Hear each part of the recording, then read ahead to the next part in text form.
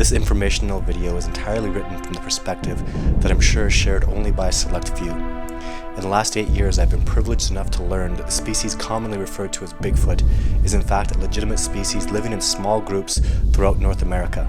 Over the course of the past 8 years, I've cooperated with numerous great men and women who have entrusted me with their knowledge and experiences that I'd like to share with you in this video. For the majority of you that do not believe in the possibility of this species, if the day ever comes that you think you're seeing a Bigfoot and you have a weapon, you should not shoot at whatever you think you're seeing, because you're either seeing a bear, a man in a suit, a man wearing a fur coat, a tree stump, a rock, or you're hallucinating.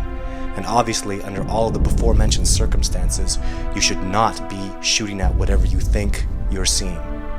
Since the purpose of this video is entirely to discuss whether or not you should kill a Bigfoot, from this point on we will make the assumption that if you do ever see one, or you do in fact know they exist or are in the position to kill one, it is my hope that I can preemptively help you understand your options.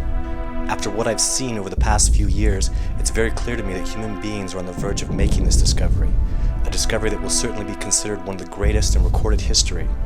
I personally have been inspired by this amazing species that will certainly be classified as a great ape, which will put them in the same categories as chimpanzees, gorillas, orangutans, and human beings. Some very important deductions can be made about these primates simply knowing that to date they have successfully evaded modern science. The most important of which is their survival skills within their own ecological niche are exceptional to a degree that is unmatched in recorded history. Whether those abilities fall within the realm of amazing physical attributes, including speed, strength, and size, or a set of highly developed sensory perceptions and intelligence, or more likely a combination thereof. Either way, understand clearly in your mind when you come face to face with one of these incredible primates in the wilderness, you are most certainly dealing with a species that has abilities far beyond anything mankind has ever known. Even back in the days of Davy Crockett, when men and women were raised hunting and tracking, there's no arguing that the best trackers in North America by far were the First Nations people. These people all referred to this species in some form of reverent way, like boss of the mountain or master of the woods. A highly respected elder and mentor of mine warned me many times that anyone who angers these beings will take their last breath. Based on the vast knowledge of First Nations elders I've had the privilege of learning from, as well as my own hands-on field work we've personally witnessed, these primates have abilities so incredible they're often misinterpreted as supernatural. However, their greatest strength is in their absolute devotion to one another.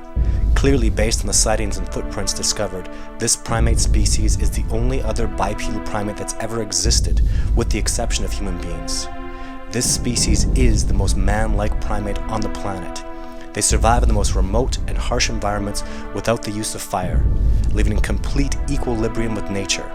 For these reasons alone, they should not be hunted but admired for what they've accomplished, in spite of the ever-growing consumption of land and resources from human beings. Often people have asked me that if I indeed can get close enough to get photographs, as I have done in the past, why not just shoot one? In spite of my deep admiration for these magnificent primates, that is a question I have explored in the past. The answer of which is, if I did fire upon one of these primates, I would not have survived.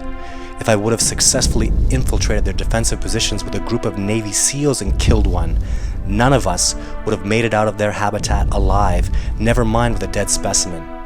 Please allow me to explain why that is by first exploring the other option I did in fact actively pursue. At one point, it was my intention to tranquilize one. The reality of that option, as humane and reasonable as it may sound, was even less practical than killing one. Besides knowing nothing about these primates' metabolism and weight, my best success at approaching a group has always been in the Rocky Mountains. Tranquilizing anything at dangerously high altitudes will most likely result in the specimen falling to its death. But one of the greatest lessons I ever learned was in exploring this question. My First Nations teacher explained to me the impossibility of this option in this statement. What would happen to you if you tranquilized a grizzly bear cub? What will you do when the mother comes back? Tranquilize her too? No, you will have to kill her or she will kill you. Now what would you do if there was not only one mother that came back to defend the cub, but the father, the uncle, the brother, the whole family came back to defend it? Will you kill all of them too?